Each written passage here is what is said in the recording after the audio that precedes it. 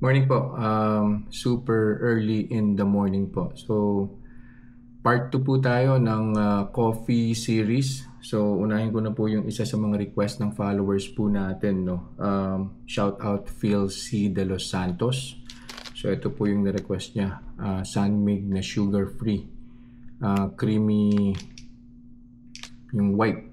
Yan. So, ito po yung tatry natin ngayon. So, dating gawin, kukuha ko muna tayo ng blood sugar reading.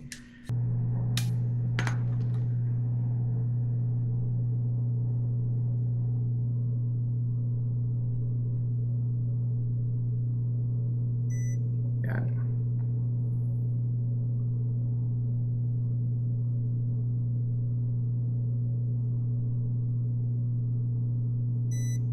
Yan.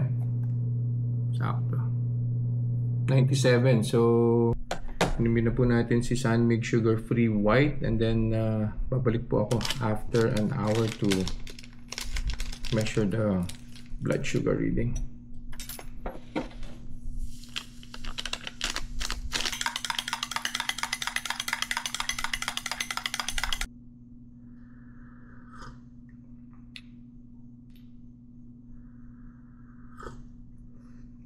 Yun po, so naka 1 hour na po tayo.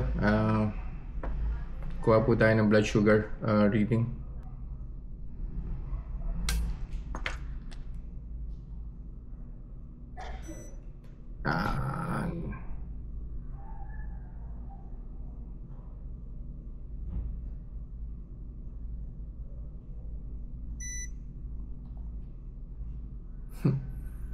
Same reading, 97. So, mukhang pareho lang po siya ni Sunmig original na coffee. Balik po ulit ako after an hour and we'll see kung ano po yung magiging final reading.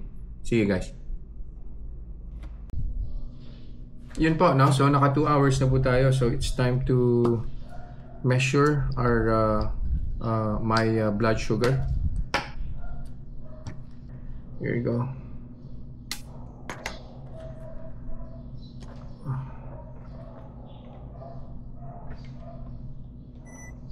Yan. Okay. Tingnan natin. So, yung first reading, 97. After an hour, 97 ulit. And now, yan. So, on the second hour, tsaka po siya nag 104. But, of course, sa conclusion po natin, halos wala po siyang effect sa blood sugar po natin.